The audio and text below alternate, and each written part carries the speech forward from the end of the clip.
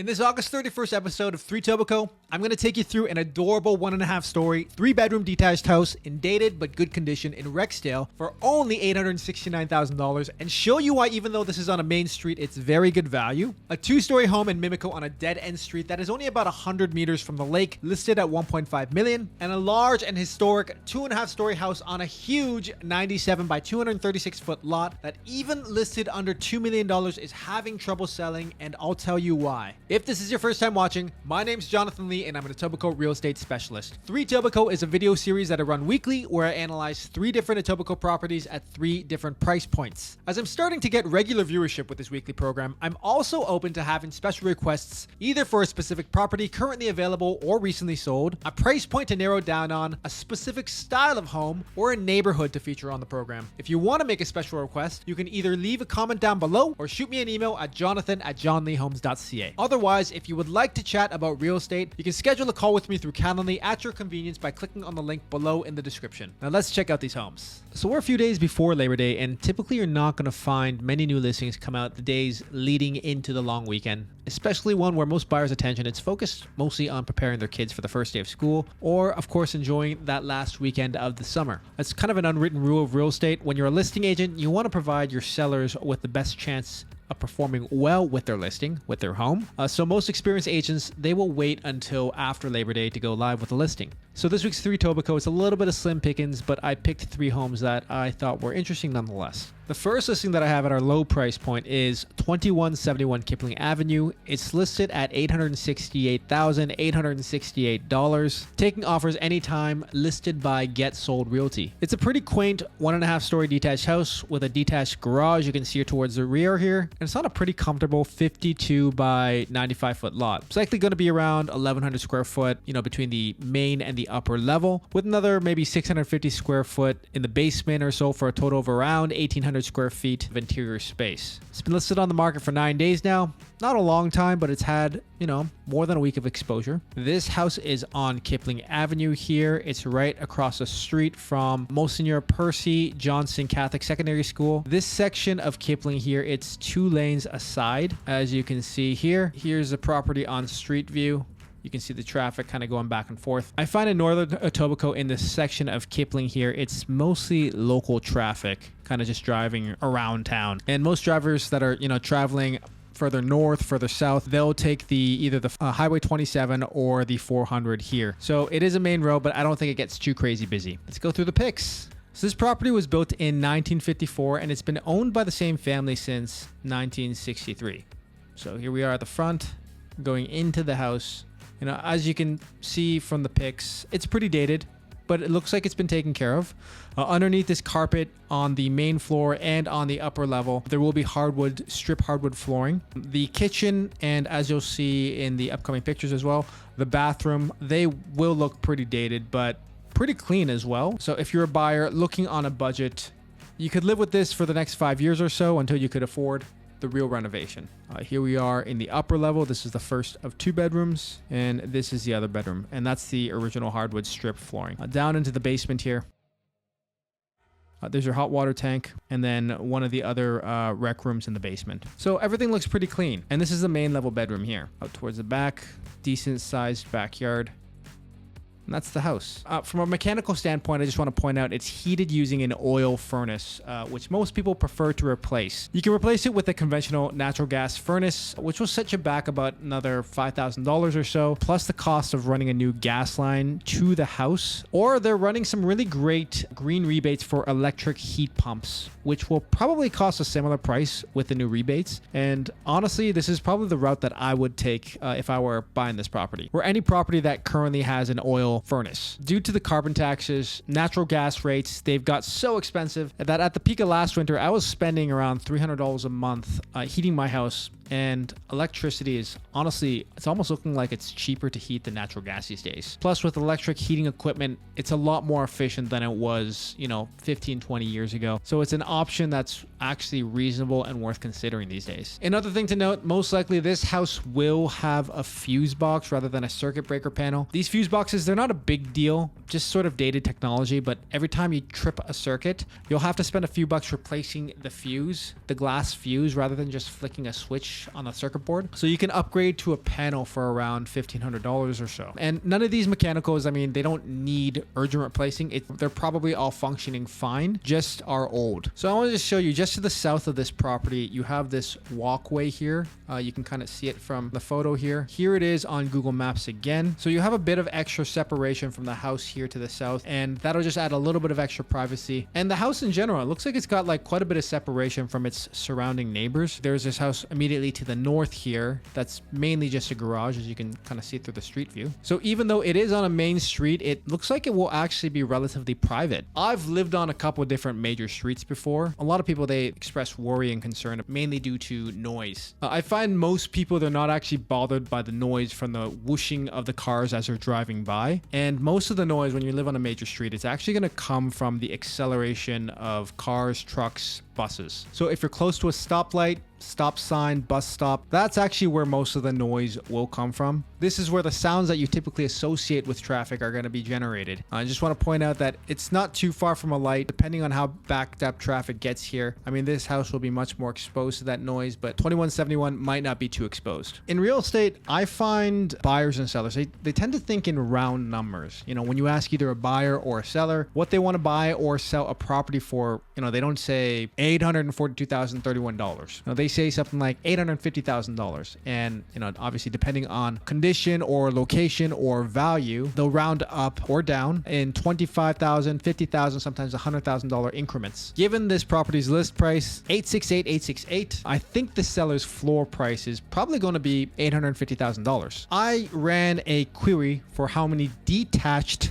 homes sold in Etobicoke in the last 6 months for $850,000 or less, and only 13 homes came up, and here they were. I removed the ones that weren't livable because, of course, 2171 Kipling Avenue is livable, and there were only 10 homes left. And of these 10 detached homes, only one of them sold in the last 3 months. So this is just to give you an idea that even though rates are rising, more good deals don't seem to be coming up. You know, granted, this is only for detached houses here. If you add in semis, condo townhomes, or row homes, things will look a bit different, but this is a good exercise to run for anyone that's working on a budget and are hesitating. You know, they're hoping to find something better to come along. If you're really on the fringe of just being able to afford anything, you really got to consider what your options might be should they just disappear and whether it's worth rolling the dice. So that's 2171 Kipling Avenue. It's a very livable and clean 1.5 story house listed at an affordable $869,000. At our mid-level price point, I have 16 Miles Road. It's a 2-story detached house south of Lakeshore. It's on a small dead-end street in Mimico, and it's listed at $1.5 million by iPro Realty. This house, unfortunately, it became sold conditional shortly after I selected it for this week's episode, but I wanted to include it because I thought it was an interesting house. It's located like a literal stone's throw from this little parkette at the end of Miles Road, appropriately named Miles Road End Parkette. It's close enough where I think that you could walk down in the morning and drink your coffee while looking out at the water, or just go down and have a beer while you're watching the sunset. It's also a short walk to the Mimico waterfront park here. This is a really nice park. I used to run along this trail all the time, and it's really picturesque. It's really nice. There's a super cute bridge that you can cross along this way, and I find that even going into Humber Bay Park, I mean, it doesn't really get super busy until you cross the Mimico Creek and then kind of go into the condo Humber Bay proper area with all the condos here. All along here, it's just a great walking trail or biking trail. 16 miles, it sort of backs onto these apartments here. I mean, not completely, but you can see it's kind of hitting the parking lot of this apartment building here. There's a pretty big grouping of apartment buildings here, basically until you get to Amos Waits Park. It's a mix of apartment buildings, co-ops. It's on some really prime real estate, as you can see here, almost right on the water. A lot of this is made up of low-cost apartment buildings, just believe it or not. Some of these buildings, they don't have the best tenants or apartments, and there's actually a few sale listings that are like almost right across the street from them that have been sitting on the market, pretty reasonably priced in my opinion. I know these apartments, they can be kind of an influencing factor for a buyer, and 60 Miles Road may have also been experiencing that as one of the reasons that it was having a bit less traction with its listing, having sat on the market for a while. The property, it had been listed 2 times previous. First in October 2022 for 1.7 million. Then in June 2023, again for 1.7 million for about 2 months. These were both about 2 months each. And it's now been at 1.5 million. They originally hosted an offer date for August 3rd, but weren't able to sell. But since then, they've been taking offers anytime. So let's go through the pictures. The property was built in 1941. Here it is. You can see its positioning with respect to the lake. And it's been owned by the same owner since 1981. Going into the house, it looks pretty clean, kind of retro. It looks like they probably did an extensive renovation, maybe sometime mid to late 90s, potentially early 2000s or so, just kind of based off of the finishings. There's a small sunroom extension off the back. You can see it's got this opening into the kitchen. Going into the kitchen here, you will actually have this small little office space just to the left of it. Here's that small office space. You can see the sunroom from this window here. This is one of the bedrooms upstairs, another bedroom, and this looks like it's the primary bedroom here. That's the bathroom. Downstairs, you got carpeted basement and pine paneling. Another bathroom. Very clean looking yard.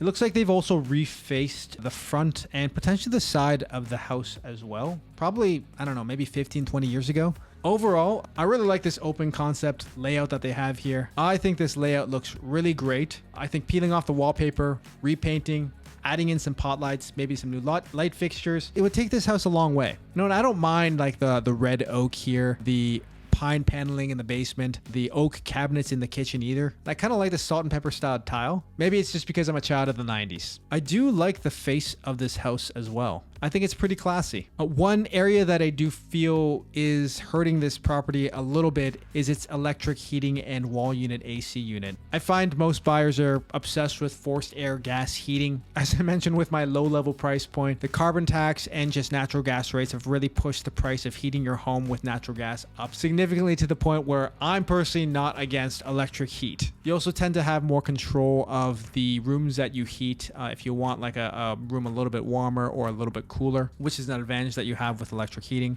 But you do see the heat distribution throughout the house. There's an electric heater right there, another electric heater. There's an electric heater there. It's pretty much in every room there, again, as you can see. I have a feeling that there's just a lot of uninformed home buyers who believe that everything does need to be forced air gas, especially those who don't currently pay a gas bill, maybe coming from a condo. This might have been heard in their listing a little bit. Another piece is its listing strategy. I think at 1.5 million, it's good value, while at 1.7 million, it just feels a bit much. I mean, we'll see where the sale ultimately lands. As I mentioned again, it is sold condition already, but I think trying for something in the mid to high 1.5s, you know, maybe the good medium there. Whatever it sells for, I think this would have been a great option for an upsizer that wouldn't have minded putting in a little bit of elbow grease, peeling off that wallpaper and adding some new light fixtures in. And so that's 16 Miles Road. At our high level price point, we have 55 St. Phillips Road, which is a 2.5 story, 4-bedroom, historically designated building built in 1902, and it's listed at 1.9 million by Forest Hill Real Estate. It's on a big 97 by 236 foot lot, and it's legally zoned as a duplex and also backs onto the Humber River. This house is on the corner of St. Phillips Road and Riverview Heights here. For those that don't know, St. Phillips Road splits off of Weston Road going into Etobicoke, and it merges with Royal York here. There tends to be a fair amount of traffic on St. Phillips Road as people travel to and from the 401 getting off at Weston Road, and traffic will typically split off either going south on Royal York or traveling further down Scarlet Road. So on like 3 sides of this property, it'll be, you know, pretty nice and picturesque, but on this one side here, siding onto St. Phillips, it'll seem a bit more hectic. This property is listed as being 4,300 square feet, and it's been operating as a church for the last 45 years or so. It's been on the market since April of this year. First listed at 2.15 million, then it dropped to 2 million, and now it's at 1.9 million for the past 8 days or so. Its value, I think, is pretty obvious even as land, but its heritage designation, it is hurting it. Having heritage designation means that altering or demolishing the heritage attributes would need the approval of city council. So any changes to the property aren't just as simple as hiring a contractor. The historical attributes, they're most likely all in the exterior here, and they most likely have to do with the original stonework, with the windows, the soffits, the doors, potentially even the downspouts. I've heard of historically designated renos where the replacement windows were required to match the originals in terms of style, material, color, making the new windows cost tens of thousands of dollars more, since most new windows these days are just made from vinyl, and a lot of these windows here are cast in metal. Obviously, the idea of demolishing this property and rebuilding a new one or splitting the lot, it's a big gamble, and you probably won't find out until you see if city council either fights it or accepts it. Ironically, a large number of the houses on Riverview Heights and on St. Phillips are actually new builds. So you can see here, even just like right in front of the house. And further down here on St. Phillips, you see all these here are new builds. So rebuilding a property would actually match the look and feel of the neighborhood. But that's enough of me talking. Let's go through these pictures. So here we are entering the building. Once again, this was an old church. Okay, so I mean the property, I don't know if I'd say it's in livable condition. It's definitely in workable condition. It's definitely, been maintained over the years. It's not decrepit, but living in this church as it is would feel like you're living in an old church. But I bet if you were to peel back this old wood paneling, take off the ceiling panels, you peel back all that work, you would probably have some pretty decent bones to make a really nice interior. And you could probably get a pretty stunning blank slate to design a really nice custom historical home with a lot of charm backing onto the Humber River. So here we are upstairs, where it looks like there are 3 bedrooms. Interestingly enough, this is the only full bathroom in the property. It's listed as having 4 bathrooms, but of course, being a church, 3 of them are half bathrooms. So really, to convert this to a proper house, you would need a full redesign of the layout, likely of the plumbing, and full electrical work most likely as well. But to the rear of the property, you obviously, you got this driveway here towards the rear, and you have a fair amount of space to the rear that you could do quite a bit with. You could add a beautiful pool, build an accessory structure, or what have you. Right now, with interest rates so high, almost all active buyers are end users seeking move-in ready homes, of course, of which this is not there. There are investors and builders and renovators out there, but they're really looking for a deal. And now at under $2 million, this is starting to look like an interesting one. That might even be worth taking a flyer on. If you do the right reno on a house like this, or see what sort of permit you can get through city council, this might be a great return on investment. So that's 55 St. Phillips Road. That wraps up this week's episode. Once again, I'm taking any special requests for future episodes. So if you would like to make one, you can leave a comment or send me an email at jonathan@JonLeeHomes.ca. Thanks for watching, and I'll catch you guys next week. Cheers.